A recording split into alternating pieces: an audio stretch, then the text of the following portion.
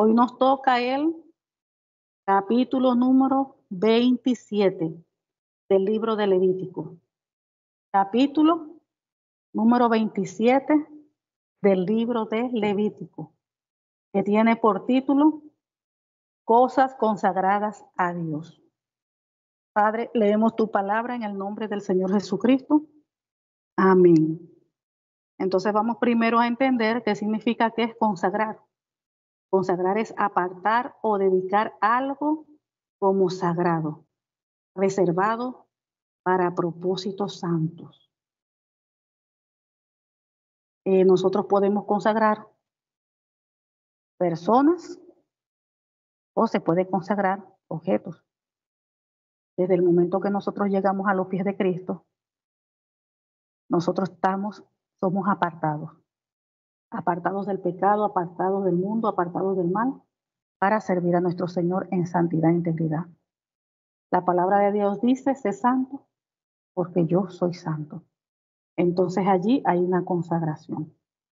Igual que de repente tenemos nuestro hogar y nosotros nuestro hogar lo consagramos al Señor. Un hogar santo, un hogar para hacer las cosas del Señor, para hacer las cosas en nuestro hogar como a Dios le agrada. Así también como consagramos a nuestros hijos, todo lo que tenemos. Entonces dice, habló Jehová a Moisés diciendo, habla a los hijos de Israel y diles, cuando alguno hiciera especial voto a Jehová, según la estimación de las personas que se hayan de redimir, lo estimarás así. Ok, vamos entonces aquí que dice, cuando alguno hiciera especial voto a Jehová. Vamos a ver qué es voto. Voto es una promesa o pacto. Voto es una promesa o un pacto que se le hace a Dios y se hace voluntariamente en un tiempo de dificultad.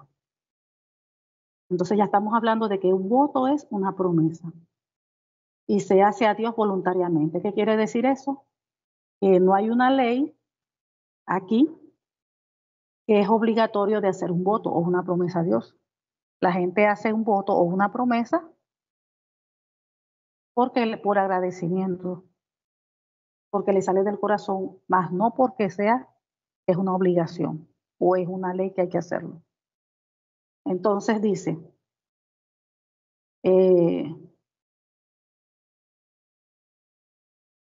vamos a leer lo que dice en Eclesiastés.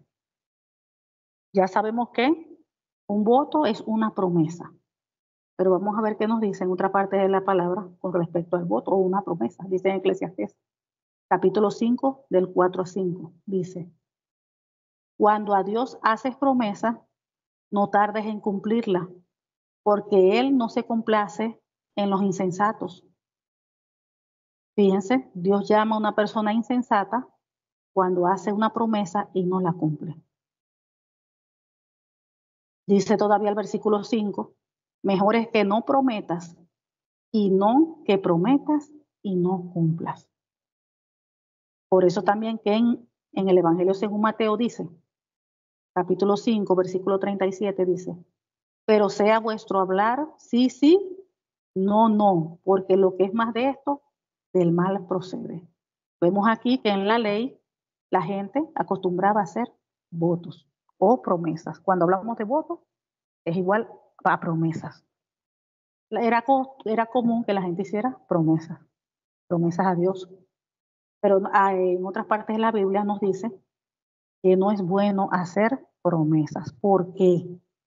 Porque cuando nosotros no podemos cumplir esas promesas, es pecado. Entonces, como dice aquí, mejor es no prometer y no pecar que prometer y no cumplirlo. Entonces aquí dice que vuestro hablar sea sí, sí y no, no. Más de esto, de mal procede. Hoy en día nosotros podemos ver que eso hay problemas en esa área. Porque acostumbramos el pueblo de Cristo, estamos hablando del pueblo de Cristo, a hacer promesas. Nosotros no podemos hacer, de repente en nuestro corazón está, vienen nuestros hijos, vamos a viajar, y en nuestro corazón está viajar, el hacerlo. Pero de aquí a que llegue la fecha, el día, puede pasar cualquier cosa. Y le pide, mami, pero promételo que nosotros vamos a ir, promételo. Bueno, está bien, yo se los prometo. Aquí está Dios de testigo, se los prometo. Eso no se hace.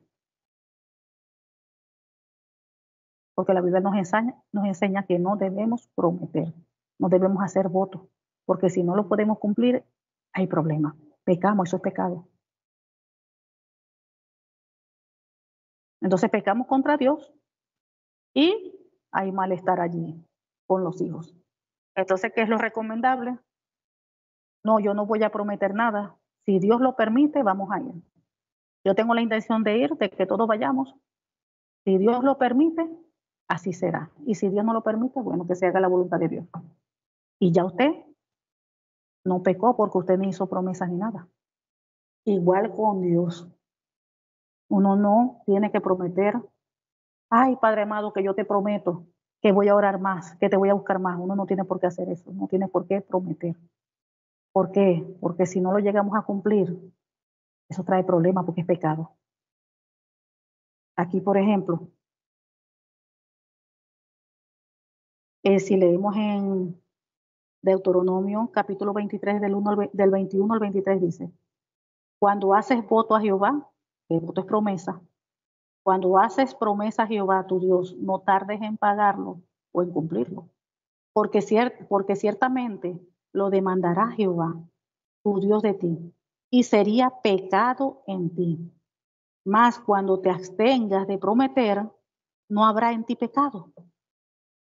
Pero lo que hubiere salido de tus labios, lo guardarás y lo cumplirás, conforme lo prometiste a Jehová tu Dios, pagando la ofrenda voluntaria que prometiste con tu boca. Entonces, tenemos que aprender, la iglesia de Cristo, el pueblo de Dios, los hijos, las hijas de Dios, tenemos que aprender a ser prudentes, a no prometer nada, ni en oración a Dios. No es necesario, no es necesario. Que yo quiero orar más, no tengo que prometer. Padre amado, aquí estoy, Señor, Dios Todopoderoso, en el nombre del Señor Jesucristo, te pido que tú me ayudes, que tú renueves mi fuerza como la del búfalo. Padre, sola no puedo, Señor, necesito tu ayuda, necesito de tu fortaleza. Para levantarme todos los días a tal hora, orar, yo quiero, Señor, ayúdame.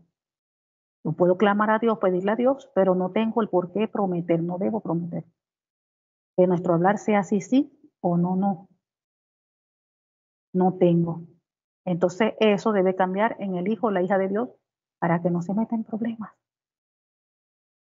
Hay veces que uno promete y sí, como ya dijimos, en el corazón está hacerlo, pero pasa cualquier cosa y no se pudo. Que tú me lo prometiste, que tú me lo prometiste. Entonces eso trae problemas en el hogar. Y más si es problema que hay una promesa a Dios. Más en eso. Podemos también dar un ejemplo un ejemplo bíblico de lo que fue una promesa. Tenemos el ejemplo de Ana. Recuerden de Ana. En primera de Samuel 1:11. ¿Qué fue lo que dijo? Le dijo Ana, si me das un hijo, yo te lo entregaré para que te sirva solo a ti todos los días de tu vida, como prueba de que te pertenece. Nunca se cortará el cabello. Fíjense.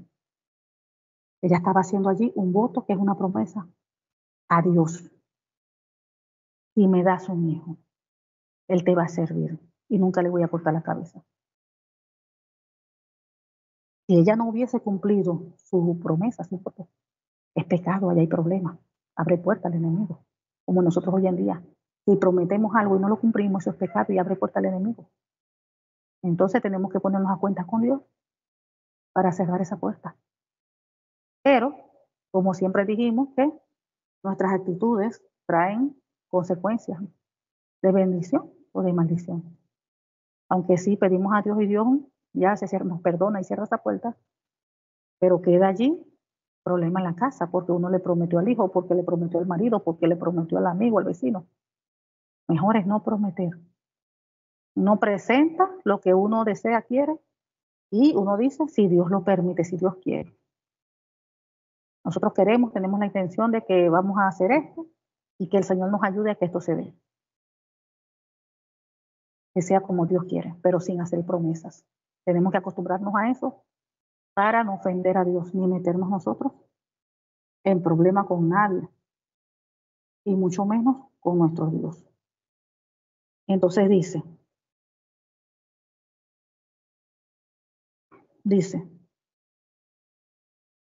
habla a los hijos de Israel y diles cuando alguno hiciere especial voto a Jehová, y el voto, como dijimos, no es obligatorio. El voto lo hacía voluntariamente. Ana, vimos allí que en el caso de Ana, ella lo hizo voluntariamente. Si me das un hijo, yo te lo doy para que te sirva. Y eso fue lo que pasó. Samuel sirvió al Señor.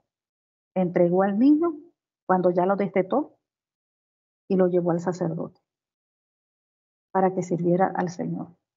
O sea que ella cumplió su promesa. Lo cumplió. Habla a los hijos de Israel y diles cuando alguno hiciera especial voto a Jehová, según la estimación de las personas que se hagan de redimir, lo estimarás. Vamos a ver allí, redimir. Vamos a ver, ¿qué significa redimir? Redimir significa rescatar o liberar a alguien como cuando se paga un rescate. Allí en la ley estaba establecido que los primogénitos eran del Señor, eran de Dios.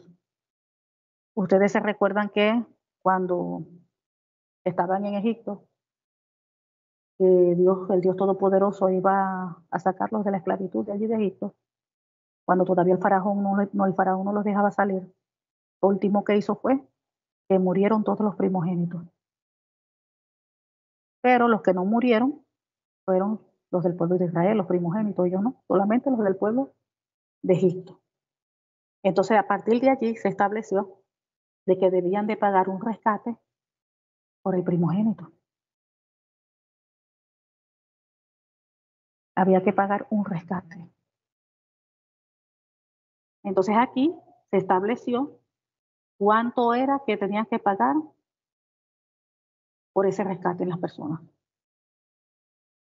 Porque ellos tenían que, o sea, la paga, en realidad tenían era que morir, pero Dios estableció eso para rescatarlos, como rescate, una ley para rescatarlos. Entonces, si eso lo llevamos hoy en día, nosotros leemos Gálatas 3:13, recuerde que esto es lo que estamos leyendo en Levítico, era en cuanto a la ley en el Antiguo Testamento. Si nosotros nos vamos hoy en día en Gálatas capítulo 3, versículo 13, dice, Cristo nos redimió de la maldición de la ley. Cristo nos redimió de la maldición de la ley. De esa maldición que se ejecutaba en la ley en el Antiguo Testamento. Él nos redimió. La paga del pecado era muerte. Dice, Cristo nos redimió de la maldición de la ley, hecho por nosotros maldición. Porque escrito está, maldito todo aquel que es colgado en un madero. ¿Y cuál fue el precio que Él pagó? Nuestro Señor Jesucristo con su propia sangre, dando su vida, derramando su sangre.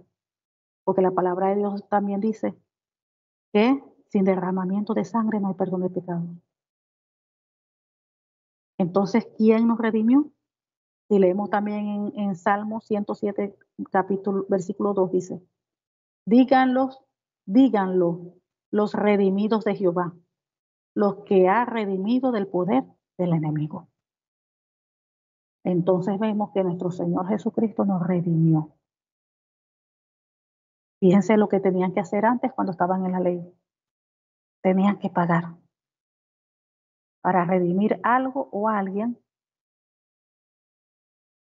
tenían que pagar para rescatar. Fíjense, redimir significa rescatar o liberar a alguien, como cuando se paga un rescate.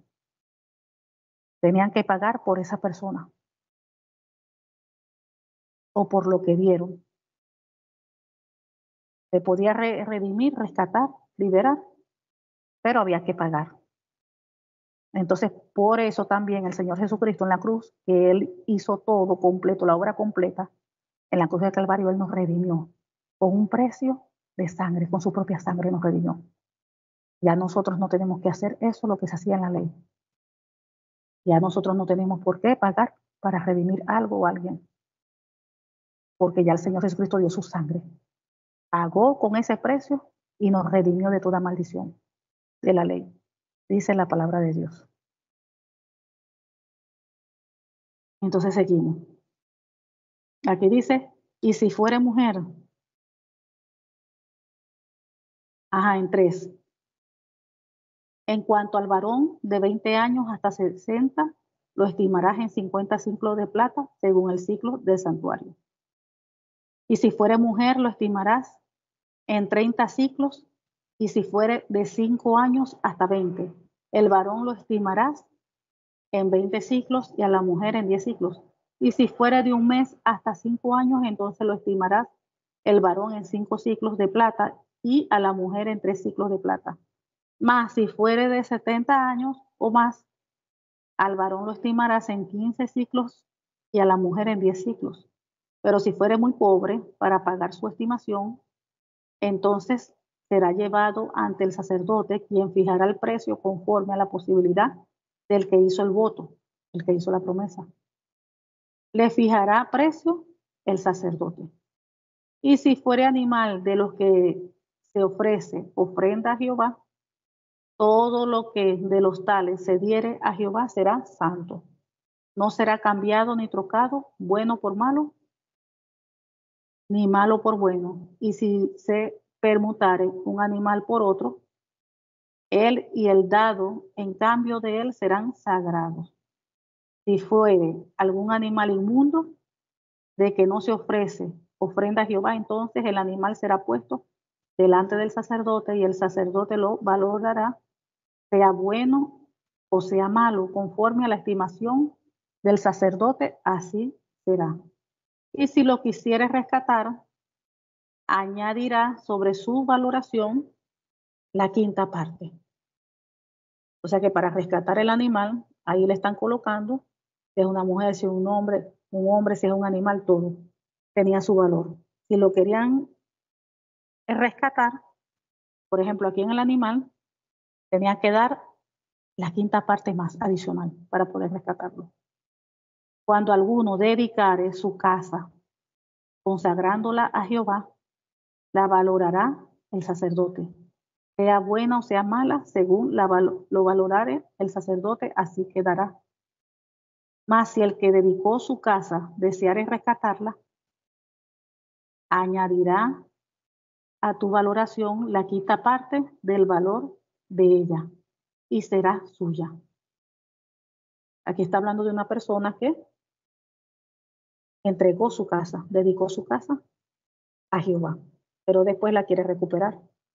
Entonces dice que sí la puede recuperar, pero tendría que pagar una quinta parte adicional para recuperar su casa. Dice, y si alguno dedicare de la tierra de su posesión a Jehová, su estimación será conforme a su siembra. Un homer de siembra de cebada se valorará en 50 ciclos de plata. Ahí está diciendo que una porción de su propiedad familiar allí ellos, el valor será determinado de acuerdo con la cantidad de semilla que se necesita para sembrarla. 50 ciclos de plata para un campo sembrado con 220 kilos de semilla de cebada. Dice 17. Y si dedicare su tierra desde el año del jubileo, conforme a tu estimación quedará. Mas si después del jubileo dedicare su tierra, entonces el sacerdote hará las cuentas del dinero conforme a los años que quedaren hasta el año del jubileo y se rebajará de tu estimación. Y si el que dedicó la tierra quisiere redimirla, recuperarla, añadirá a tu estimación la quinta parte del precio de ella y se le quedará para él. Alguien que dedique alguna posesión, alguna tierra, casa, algo de él a Jehová y luego la quería recuperar, podía hacerlo, pero tenía que dar una quinta parte más del dinero que le pedían allí. Mas el que no rescatare la tierra y la tierra se vendiere a otro, no la rescatará más. Y allí, como quien dice, perdió la oportunidad. Después que él dedicó esa tierra, pero vino otro y la compró, ya una vez que otra persona la compre, ya el dueño que era de la tierra ya no podía hacer nada, porque ya otro la había comprado. 21. Sino que cuando saliera en el jubileo, la tierra será santa para Jehová. Como tierra consagrada, la posesión de ella será del sacerdote. Recuerden que el jubileo era cada 50 años. Eso lo estudiamos. Y si dedicare alguno a Jehová la tierra que él compró, que no era de la tierra de su herencia, entonces el sacerdote calculará con él la suma de su estimación hasta el año del jubileo, y aquel día dará su precio señalado, cosa consagrada a Jehová. Tenía que esperar hasta el año del jubileo para poderla recuperar. Iba a pagar por ella y la recuperaba. Dice, en el año del jubileo volverá la tierra a aquel de quien él la compró, cuya es la herencia de Jehová. Y todo lo que valorares será conforme al ciclo del santuario. El ciclo tiene 20 eras. 26. Pero el primogénito de los animales, que por la primogenitura es de Jehová, nadie lo dedicará, sea buey u oveja, de Jehová es. Mas si fuere de los animales inmundos, los rescatarán conforme a tu estimación y añadirán sobre ella la quinta parte de su precio. Y si no lo rescataren, se venderá conforme a tu estimación. Pero no se venderá ni se rescatará ninguna cosa consagrada que alguno hubiere dedicado a Jehová. De todo lo que tuviere de hombres y animales y de las tierras de su posesión, todo lo consagrado será cosa santísima a Jehová. Ninguna persona separada como anatema podrá ser rescatada. Indefectiblemente ha de ser muerta. Fíjense.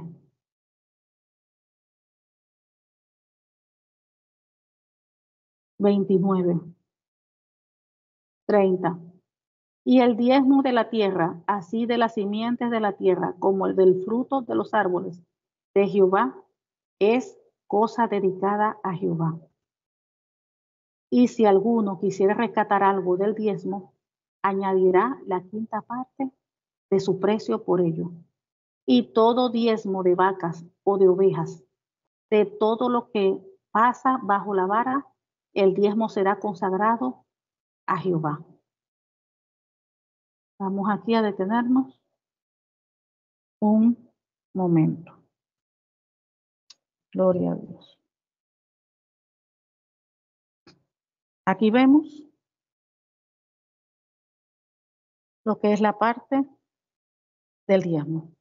Si nos vamos al Nuevo Testamento, aquí está mandando que todo el diezmo es como el 10%. El 10% de todo. O sea que cada 10 vacas, el diezmo es una vaca. Cada 10 vacas, una vaca. Cada 10 chivos, un chivo. Entonces aquí habla que debían de dar el diezmo de todo.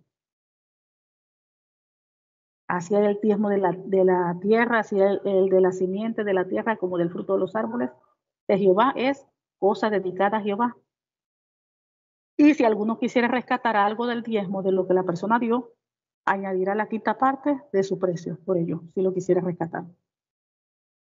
Entonces, y todo diezmo de vacas o de ovejas, de todo lo que pasa por bajo la vara, el diezmo será consagrado al Señor. Entonces, ¿qué pasa aquí en el Nuevo Testamento con la parte del diezmo? Vemos que en el Nuevo Testamento no establece un porcentaje de los ingresos que se deben apartar como diezmo, pero allí sí se habla de la importancia de dar y de los beneficios que ello conlleva.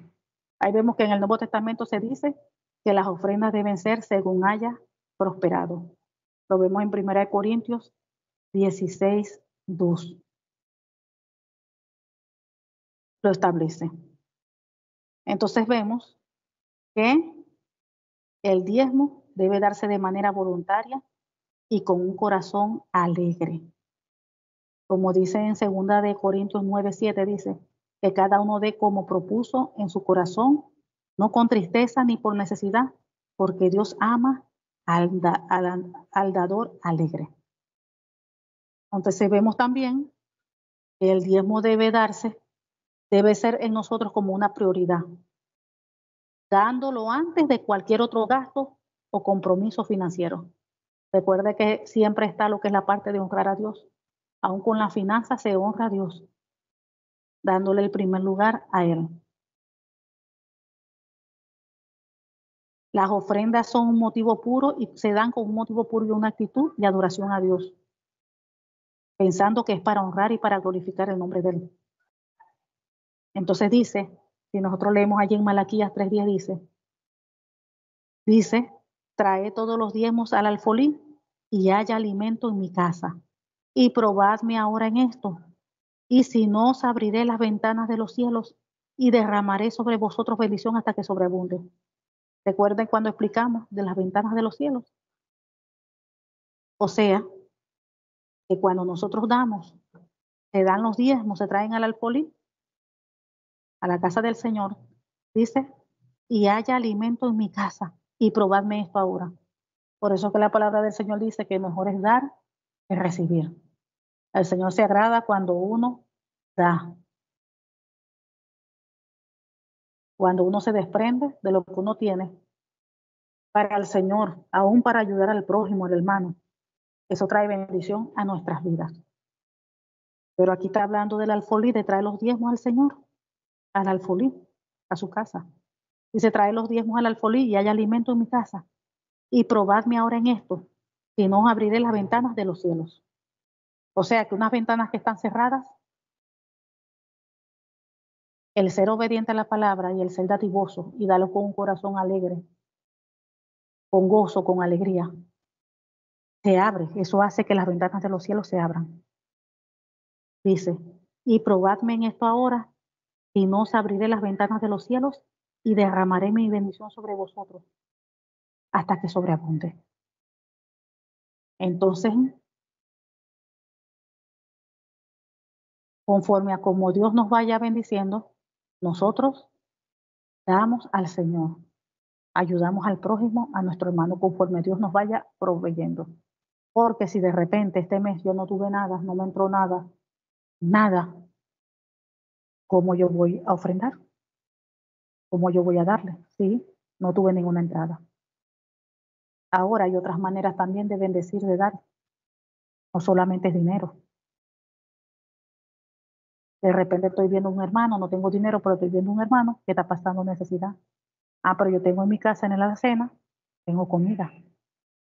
Yo puedo agarrar una bolsita, conforme el Señor me guía, el Espíritu Santo de Dios, agarro y le doy esa bendición a mi hermano. No solamente todo es dinero, también comida. De repente necesite ropa. De repente no tenga una persona una cama y yo tengo una que me sobre.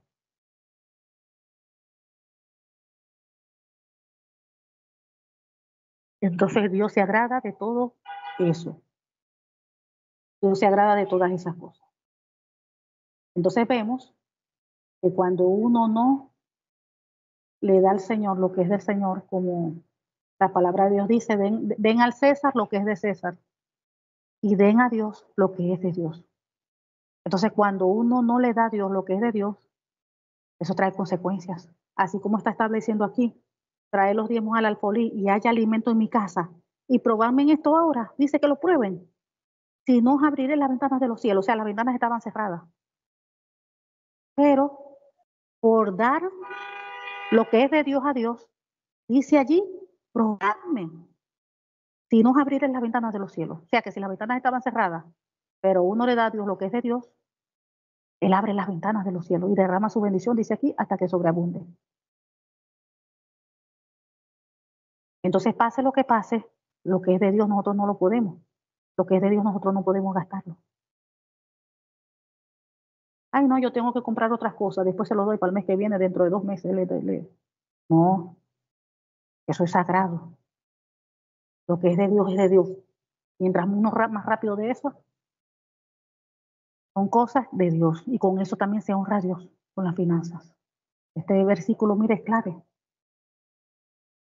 Es clave. Él abre, dice aquí, probadme, si no abriré las ventanas de los cielos. Ventanas cerradas, Él las abre. Él las abre. Por eso es que el enemigo siempre busca el que uno haga lo contrario, el que no dé, el que no ayude al pobre, al necesitado, el que no dé a Dios lo que es de Dios. Él va a buscar lo contrario, ¿para qué? Para que uno ofenda a Dios y abra la puerta al enemigo. 33. No mirará si es bueno o malo, ni lo cambiará. Y si lo cambiare, tanto él como el que se dio en cambio serán cosas sagradas, no podrán ser rescatados. Estos son los mandamientos que ordenó Jehová a Moisés para los hijos de Israel en el monte Sinaí. Estos son los mandamientos. Hasta aquí terminamos el capítulo 27. Entonces, volvemos a decir que nosotros tenemos que dar a Dios lo que es de Dios. No podemos quedarnos con lo que es de Dios porque pecamos y le abrimos la puerta al enemigo. No olvidemos que el Señor Jesucristo nos redimió de toda maldición, de la ley, del pecado, de la muerte, de la enfermedad. No olvidemos de la obra redentora que nuestro Señor Jesucristo hizo en la cruz del Calvario. Nos liberó, nos liberó y pagó un alto precio por nosotros, por rescatarnos. Él nos rescató y ya nosotros no tenemos que cumplir con todas estas cosas que aquí la ley establece. Porque ya la palabra de Dios dice que Él nos redimió, nos rescató y nos compró con su sangre, derramando su sangre, dando su vida. Nos rescató toda la humanidad, no algunos, a toda la humanidad. Su derramamiento, su sangre, su misma sangre que derramó de su propio cuerpo. Con esa sangre Él nos compró a toda la humanidad, a todos. Él nos compró con su preciosa sangre. ¿Para qué dice? Para redimirnos de la maldición de la ley. Para redimirnos de la maldición de la ley. Y esa maldición de la ley es lo que estamos leyendo. Toda la ley. Ahora estamos bajo un nuevo pacto. No bajo la ley, estamos bajo el nuevo pacto de nuestro Señor Jesucristo porque derramó su sangre y nos redimió, nos rescató. Pagó un alto precio por nosotros. Padre, te damos gracias por eso que tú hiciste por nosotros. Por redimirnos, por rescatarnos. Gracias, Señor. En tus manos estamos, Padre. Gracias, Señor. Oh Dios, no tenemos de tanto que agradecerte, Padre, por todo lo que hiciste, por todo lo que haces y por lo que seguirás haciendo. Gracias, mi Rey, mi Dios, porque tú eres bueno, porque para siempre es tu misericordia. Te pedimos que esta tu palabra penetre en nuestras vidas, en nuestros corazones y produzca fruto a ciento por uno. Padre amado, en el nombre del Señor Jesucristo, sellamos esta tu palabra con tu preciosa sangre y con el Espíritu Santo de Dios en nuestros corazones. Gracias, Padre. Te amamos, te bendecimos y te glorificamos. En el nombre del Señor Jesucristo. Amén. Gloria a Dios.